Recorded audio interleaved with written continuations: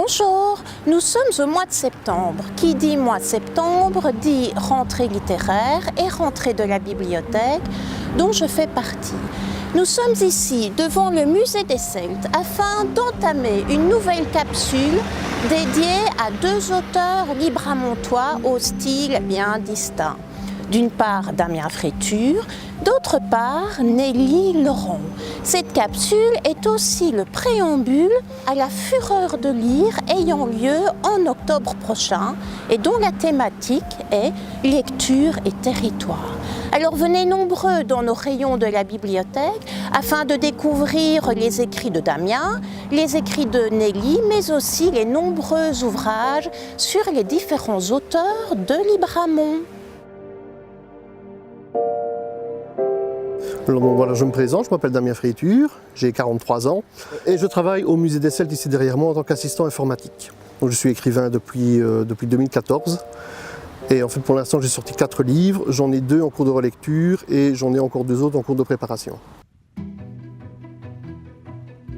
Nous allons à la rencontre du centre-ville et des villages, puisque Nelly habite en plein centre de Libramont et Damien habite le village de Hourte. Leur style d'écriture est bien différent, des récits de vie pour l'une, du fantastique pour l'autre. Nous allons à la rencontre d'une diversité créative, de deux mondes différents, de deux sensibilités différentes. Ouais, je m'appelle Nelly Laurent, on est dans notre maison, ici à la Grand Rue, à Libramont, vraiment au centre-ville. Dans mon histoire, j'avais une formation d'enseignante, mais mon mari étant médecin généraliste, j'ai été épouse aidante, principalement pendant presque 40 ans, dans cette maison, en élevant 3 enfants, en profitant beaucoup du jardin, qui est une présence très vivifiante. J'avais presque 50 ans quand je me suis donné la permission d'écrire. Parce qu'il y a toute une démarche. Je pense qu'en moi, il y avait ce rêve-là, mais à un moment donné, quand les enfants ont commencé à quitter la maison, qu'on avait des GSM, donc le travail médical était plus facile, j'ai décidé d'entrer en écriture. Alors le Libramont se prête assez bien aussi au développement, disons que j'ai quelques idées en route, et d'ailleurs, mon livre qui se vend le mieux, c'est un livre qui se passe dans les bois par ici, entre Freux et Libramont. Il y a des sujets qui s'y prêtent bien et qui sont dans mes cartons, qui sont encore dans un tiroir au fond de ma tête. Alors comment attraper une idée d'histoire? Parfois ça part de n'importe quoi. Je veux dire, je peux très bien être en train de regarder un truc à la télé, de me dire « Ah tiens, ça c'est pas mal, il faudra développer ». Donc j'ai un petit carnet sur lequel je note l'idée.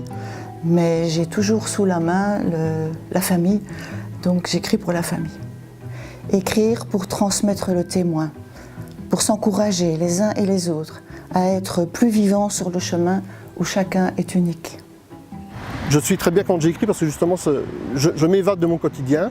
Non, sûrement pas de m'évader. Le rêve d'écriture, c'est un rêve pour moi de partage. C'est un bon exutoire pour passer ses nerfs en fait. On peut personnifier quelqu'un ou quelque chose qui nous fait vraiment mal, et on fracasse après avec un plaisir. Je ne désire pas écrire une fiction, ni réaliser un travail d'historienne. Mon objectif principal, c'est la transmission.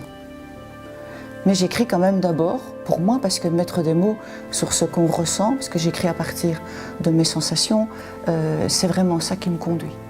Donc moi j'écris principalement du fantastique parce que justement c'est un style qui me plaît. Si on part du principe que la magie existe, on peut partir sur le principe que la démonologie existe, que le paradis existe, que tout plein de créatures existent, donc on a moyen de développer un peu tout et n'importe quoi. C'est parce que c'est un risque, hein, l'écriture.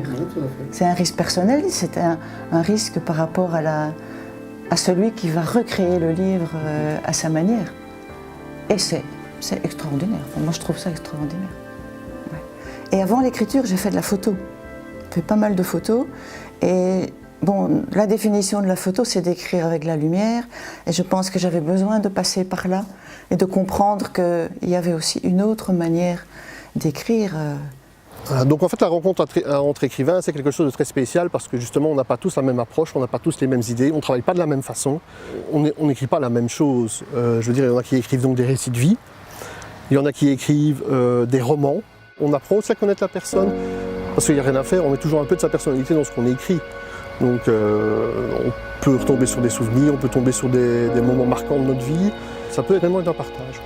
Pour cela, il nous faut, à l'instar des artistes, nous mettre dans une posture d'accueil et ménager constamment en nous un espace vide, fait d'attente attentive, une ouverture faite d'empathie, d'où nous serons en état de ne plus négliger, de ne plus gaspiller, mais de repérer ce qui advient d'inattendu et d'inespéré.